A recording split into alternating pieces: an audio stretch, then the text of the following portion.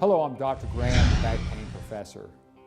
Every week, almost without fail, I've got a call and somebody on the other end is going to say, Dr. Graham, can you help someone that's had back surgery?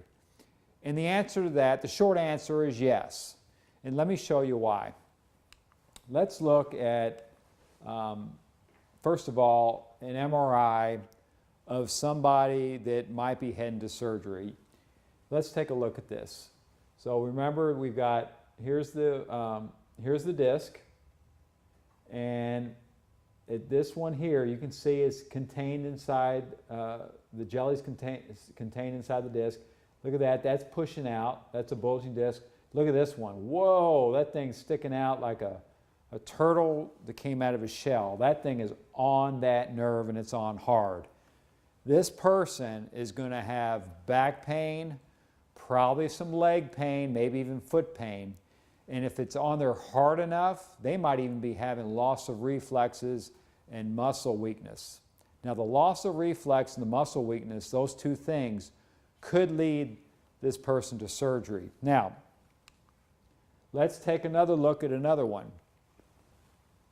Not okay. You can see the jellies in the middle. Okay. Oh, look at this. Whoa, that's about 10 millimeters, and it's pushing hard on that sciatic nerve. That's a tough one.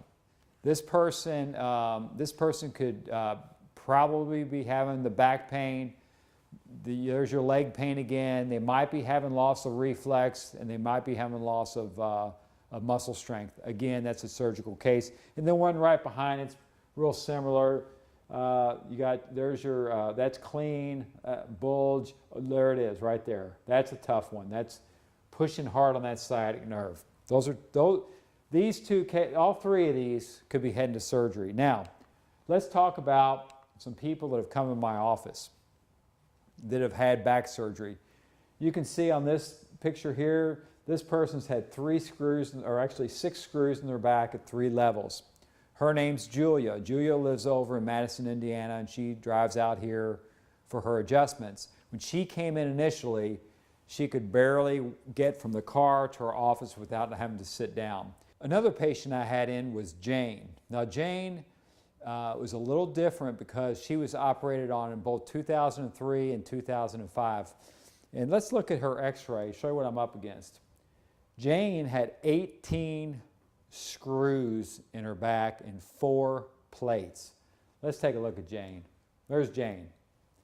And this poor woman, when she came in, she could only walk a certain distance and she'd have to sit down. She said she could probably walk maybe a minute or 2 and then she'd need to sit down, walk a minute or 2 again, sit down, and this is how she lived her life. The instrument that I use to treat both Julia and Jane is this instrument here. This is a computerized adjusting instrument. It's state-of-the-art.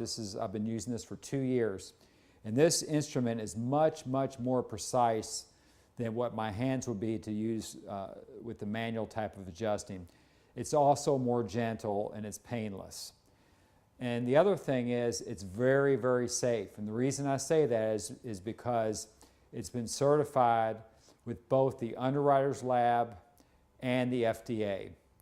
And to give anybody that's watching this hope that's had back surgery, you can just look at this spine here and know that Jane now can walk distances. She just went to to that boat over in Indiana, she said, just recently, and got through the whole day without having any episodes. I'm Dr. Graham, the back pain professor.